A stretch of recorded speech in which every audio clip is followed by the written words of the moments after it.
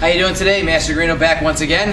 Today we're going to talk about something that's near and dear to my heart, which is the spinning hook kick, or in Korean, the Gorino bandai tolyo chuggi. Gorino bandai tolyo chuggi means spinning hook kick or spinning reverse turning kick. One of the great things about this kick is very deceptive, very powerful, and is very good for maybe giving your opponent the visual that you're too far to hit them. It's also a great counter kick. I use it mostly to counter. I'm not a big recommender of doing a spinning hook kick or any spinning kick as your first technique. I'll do it as a counter. I'll do it after maybe doing a side kick or turning kick. I'll do it in a combination, but many times when you do the spinning side kick or the spinning hook kick or the spinning back kick first, what ends up happening is you get kicked in the spine or in the back because they're ready to side kick you at a moment's notice, and then all of a sudden you're catching one before you get the kick off. Let's talk a little bit about the mechanics of the spinning hook kick. We know that when we first do a hook kick, the first thing we do is we're going to point our toes in the opposite direction, just like a side kick, and we're going to bring our knee up and do, well, if I was to do a side kick, it would be very straight. If I was to do a hook kick, it's going to go out a little bit and come in. What I don't want to get into is like a wheel type kick, because those are easier to see, they're easier to block, they're easier to rush the person when they're doing. It's not to put down anybody that does it. There's a time and a place for everything. I'm just not a big proponent of a wide kick. So if I was to kind of kick towards the camera, what ends up happening is my foot for side kick would go straight out and back. When I do the turning or the hook kick, it's going to come out to the side just a little and then pull around. And that's what I want to do. The problem with this kick for most people is when they first begin training it is they don't have a lot of power. So they give up on it because they want to feel good.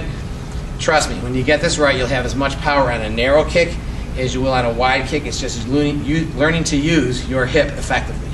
Alright, so let's talk about the spinning aspect of it. So, when you see me ready to spar this way, I'm ready to side kick with this leg at any moment's notice.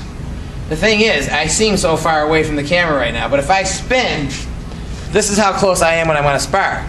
So I'm actually a lot closer than you think I am, and now I'm very much within your range. So here, I'm out of range, you can't get to me. Maybe you start to move in, and when I spin, I'm coming towards you, I am now this close. I'm not going to ask the cameraman to move, but what's going to happen, I want you to picture you're going to come rushing towards me, or you're throwing a kick towards me, and then I come around on that side and hook kick you on that side. So looking at the paddles here, and I know you can see it from that angle, we're still good. I don't want to do a wide wheel type kick.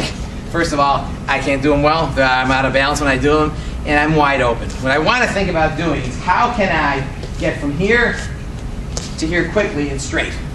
So I want to bring that knee up, like I'm going to do a side kick on this side, and then straight back and hit that. Again, I'm not going wide and hitting that way. I want to make sure I'm coming straight in. Let me demonstrate this by doing a side kick underneath. As if I just did a side kick under there, raise it up, go a little wider, and you got it. And it's very quick. They come, and I come around and hit it.